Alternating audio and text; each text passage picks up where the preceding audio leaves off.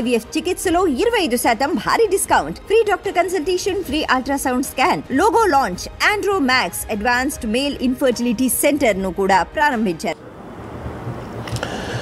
ఏపీలో ప్రభుత్వం మారిన తర్వాత వైఎస్ఆర్ కాంగ్రెస్ పార్టీ కార్యాలయాలకు సంబంధించి వివిధ జిల్లాలలో ఇస్తున్నటువంటి నోటీసులు, అలాగే వైసీపీ కేంద్ర కార్యాలయం నిర్మాణ దశలో ఉన్నటువంటి కార్యాలయాన్ని కూల్చివేత, వీటికి సంబంధించి ఆ పార్టీ నాయకులు ఇప్పటికే ఏపీ హైకోర్టుని ఆశ్రయించడం జరిగింది. గత 2-3 వారాలుగా దీని మీద విచారణ జరుగుతూ ఉన్నటువంటి విషయం మనందరికీ తెలిసిందే. అయితే దీనికి సంబంధించి ఏపీ హైకోర్టు ఈరోజు ఒక కీలక నిర్ణయం తీసుకోవడం జరిగింది. వైసీపీ కార్యాలయాలు కూల్చివేతలు చేపట్టేటప్పుడు ప్రభుత్వం చట్టాన్ని పాటించాల్సి ఉంటుందని చెప్పి ఆదేశాలు ఇవ్వటం జరిగింది. మధ్యంతర ఉత్తర్వులు ఇస్తూ చట్ట ప్రకారం వెళ్ళాలని ముందుగా నోటీసులు ఇచ్చి దానికి సమాధానాలు తీసుకున్న తర్వాత వారు మధ్యంతర అభ్యంతరాలు ఏమైనా సరే చెప్పినట్లయితే వాటిని కూడా పరిగణలోకి తీసుకుని ఆ తర్వాతే కార్యాలయాల కూల్చివేతలకు వెళ్ళాలని, ప్రజలకు ఇబ్బంది కలిగించేటువంటి వాటి మీద చర్యలు చేపట్టవద్దని చెప్పి ఏపీ హైకోర్టు ఈ సందర్భంగా వ్యాఖ్యానించడం జరిగింది. అంటే ముందుగా నోటీసులు ఇవ్వాలి,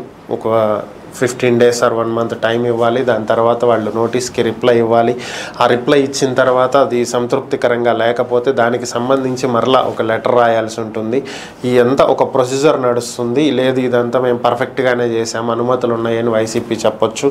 సో అది కాదు, ఇది వాస్తవం, మీరు ఇక్కడ అనుమతులు లేవు అనేది ప్రభుత్వం వారికి తెలియజేయాలి. తర్వాత ఈ సమయంలో మీరు దీన్ని ఖాళీ చేయాలి, లేదంటే కూల్చివేస్తామని చెప్పి నోటీసులు ఇవ్వాలి. ఆ తర్వాత వాళ్ళు కోర్టుకు వెళ్ళడానికి అవకాశం ఉంటుంది, స్టే తెచ్చుకోవడానికి అవకాశం ఉంటుంది. స్టే తెచ్చుకుంటే కూల్చివేయకూడదు, స్టే లేకపోతే ఒకవేళ కోర్టు కనుక కూల్చేయమంటే కూల్చేయచ్చు. సో ఇంత ప్రొసీజర్ ఉంటుంది. సో ప్రొసీజర్ ఫాలో అవ్వాలి, చట్ట ప్రకారం వెళ్ళాలి, నిబంధనలు పాటించండి అని చెప్పి హైకోర్టు తేల్చి చెప్పడం జరిగింది.